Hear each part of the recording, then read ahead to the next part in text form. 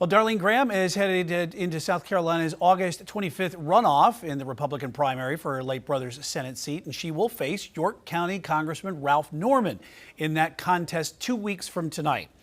South Carolina officials rushed to set up this special primary after Senator Lindsey Graham's death on July 11th. Now, the latest results have Darline Graham grabbing 33% of the vote tonight, while Ralph Norman hauled in 24%. Both below the 50% threshold that calls for the top two to go to the runoff on August 25th. Chief political correspondent Andy Weber joins us now live at Congressman Norman's watch party in Rock Hill. And Andy, Norman, he got a lot of support from his home county tonight that helped. Yeah, and Brian, because of that, it's been a night of celebration here in Rock Hill. Norman spent much of the evening trading second place with Russell Fry, but it was when his votes came in from York County, his home of York County, that he began to pull ahead. I may not have been the first choice. I may not have been the second choice. I want to be the third and the fourth choice of everybody. I want everybody to unite and come with us. Norman also performed well in the upstate, getting about twice as many votes as Senator Darline Graham did in Greenville County.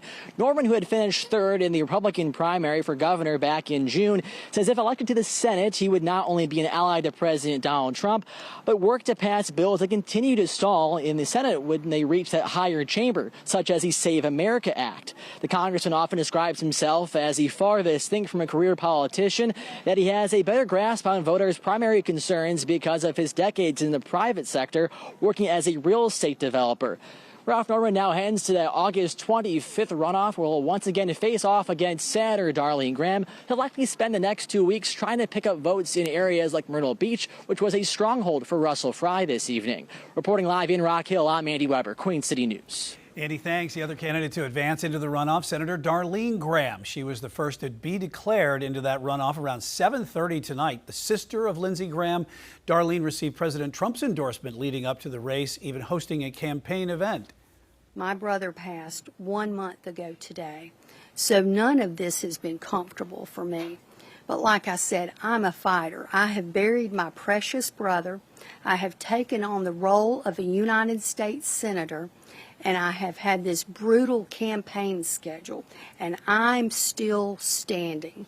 If that doesn't tell you I'm a strong person and a fighter, nothing will. So I think I can handle the next 2 weeks.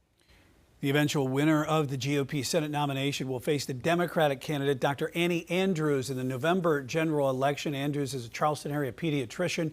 She says she stands a good chance this fall, even though South Carolina is solid Republican. We have a very clear path to victory here because there is no incumbent, because we have an unpopular president in the White House, and because these Republicans are just pledging allegiance to Donald Trump. They're talking in slogans and not offering any solutions. And the voters I'm talking to, whether they're Republicans, Democrats, or independents, are just ready for something different. You can see all of our stories on South Carolina's race for the U.S. Senate and other midterm election contests on our website, qcnews.com. Queen City News Plus. Just search Queen City News on your smart TV's app store.